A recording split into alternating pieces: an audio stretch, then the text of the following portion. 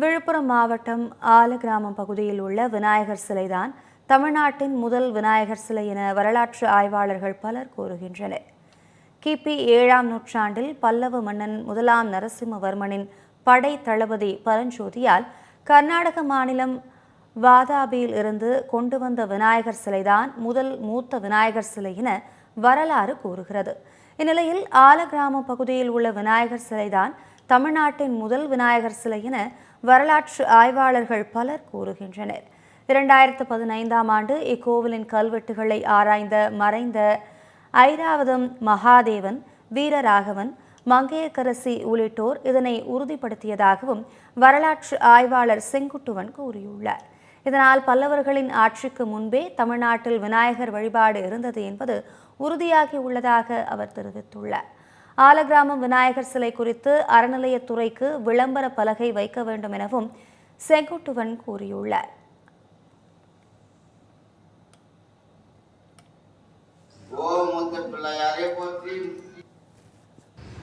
பொதுவாகவே விநாயகர் வழிபாடு பல்லவர் காலத்தில், அதாவது கிபி 7ஆம் நூற்றாண்டில் தான் தமிழ்நாட்டில் வந்தது அப்படிங்கிறது ஒரு வரலாற்று தகவலாக இருந்து வந்தது. அதற்கு முன்பு விநாயகர் வழிபாடு தமிழ்நாட்டில் இல்லை என்று தான் சொல்லப்பட்டு வந்தது.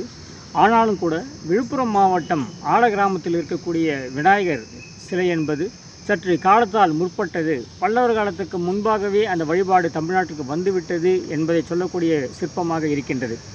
அங்கே இருக்கக்கூடிய யமதண்டீஸ்வரர் கோயில் வளாகத்தில் இந்த விநாயகர் சிலை அமைஞ்சிருக்கு. இதில் வட்டெழுத்து காணப்படுது.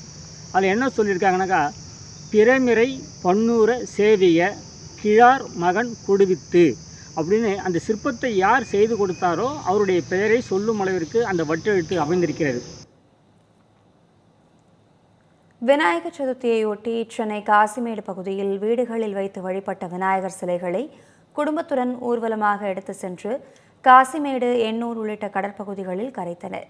இதையொட்டி எண்ணூர் கடற்பகுதியில் போலீசார் பாதுகாப்பு பணியில் ஈடுபட்டனர். மயிலாடுதுறை பகுதியில் பிரதிஷ்டை செய்து வழிபட்ட விநாயகர் சிலைகள் ஊர்வலமாக எடுத்து செல்லப்பட்டு நீர்நிலைகளில் கரைக்கப்பட்டது. விநாயகர் சதுர்த்தி விழா நாடு முழுவதும் உற்சாகமாக கொண்டாடப்பட்டது.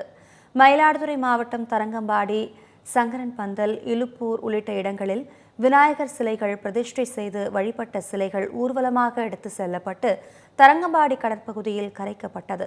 மாவட்ட காவல்துறை கண்காணிப்பாளர் ஸ்டாலின் மேற்பார்வையில் 100க்கும் மேற்பட்ட போலீசார் பாதுகாப்பு பணியில் ஈடுபட்டிருந்தனர்.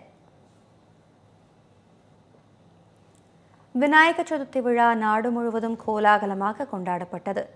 திருவள்ளூர் மாவட்டத்தில், குறிப்பாக திருவண்ணாமலையில் நகரில் செல்வ குபேர விநாயகர், குழந்தை விநாயகர், வெற்றிவேல் விநாயகர், செல்ல விநாயகர் என நகரில் மட்டும் 24 பெரிய விநாயகர் சிலைகள் பிரதிஷ்டை செய்யப்பட்டு விநாயகர் சதுர்த்தி விழா கொண்டாடப்பட்டது.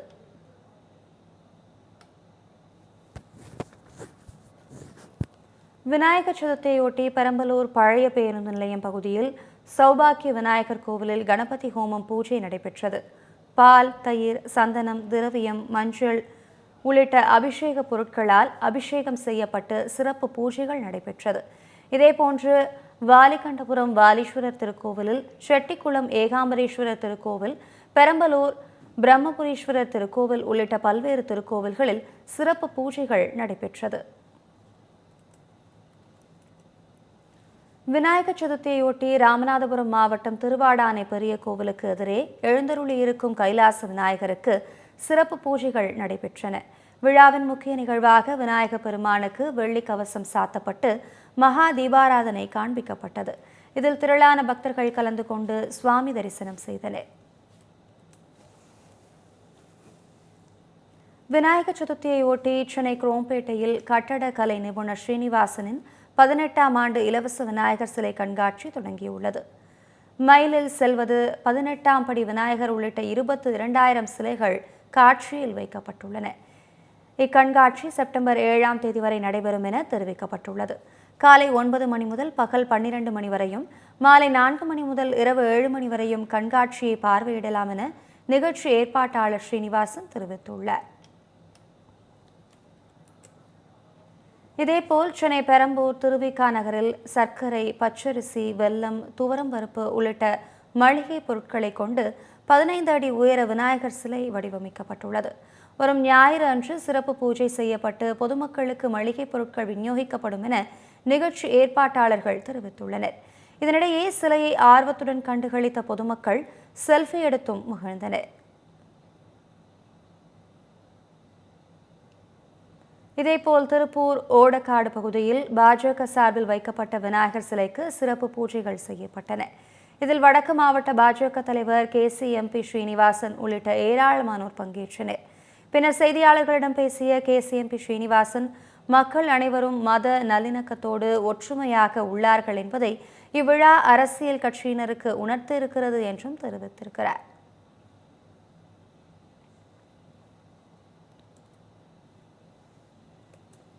இலங்கையின் நுவரெலியா மாவட்டத்தில் கொட்டகலை பிரதேசத்தில் உள்ள 15 தேயிலை தோட்டங்களுக்கு விஸ்வ இந்து பரிஷத் மூலம் 15 விநாயகர் சிலைகள் வழங்கப்பட்டுள்ளன. இந்த விநாயகர் சிலைகள் விநாயகர் சதுர்த்தியை ஒட்டி பிரதிஷ்டை செய்யப்பட்டு சிறப்பு பூஜை நடைபெற்றது. விநாயகர் சிலைகள் வரும் 31ஆம் தேதி ஊர்வலமாக எடுத்து செல்லப்பட்டு கொட்டகலையில் இருக்கும் நீர்நிலையில் விசர்ஜனம் செய்யப்பட உள்ளன.